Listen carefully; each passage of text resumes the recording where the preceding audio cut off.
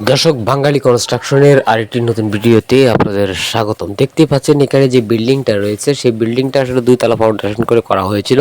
সামান্য একটু ঝড়ের আঘাতেই বিল্ডিংটা ভেঙে দুটুকরো হয়ে গেল এবং প্রত্যেকটি পিলার এভাবে দুমড়ে মুচড়ে পড়ে গেছে এবং মাটি ডেবে গিয়ে এরকমভাবে ক্ষতিগ্রস্ত হয়েছে। আসলে বউয়ের কথাই আসলে উনি এই বাড়িটা তাড়াহুড়া করে নির্মাণ করেছিলেন, বাবা মার অবাধ্য হয়ে এই বাড়িটা নির্মাণ করেছিলেন। তো সেক্ষেত্রেও হয়তো এটা আল্লাহর রহমত এটার উপরে নাও থাকতে পারে। তো সেক্ষেত্রে কিন্তু আপনার এরকম ক্ষতির সম্মুখীন ওনাকে হয়তো হতে হয়েছে এবং প্রত্যেকটা পিলার কিন্তু এরকমভাবে ফেটে গেছে এবং বিম ফেটে গেছে এবং এরকম একটি নজিরবিহীন ঘটনা আমি কোনো জায়গায় এই পর্যন্ত বিল্ডিং নির্মাণের ক্ষেত্রে এরকম দেখি নাই এবং দেয়ালগুলো পর্যন্ত এরকম ফেটে চলচির হয়ে গেছে। দেখতে পাচ্ছেন একেবারে আপনার প্রত্যেকটি কলাম থেকে যে বিমগুলো রয়েছে সেই বিমগুলো সরে গেছে এবং এখানে যে পিলারগুলো রয়েছে পিলারগুলোর সাইজও একেবারে ঠিক নেই, আর এখানে বিমগুলো ফেটে গেছে আপনারা দেখতে পাচ্ছেন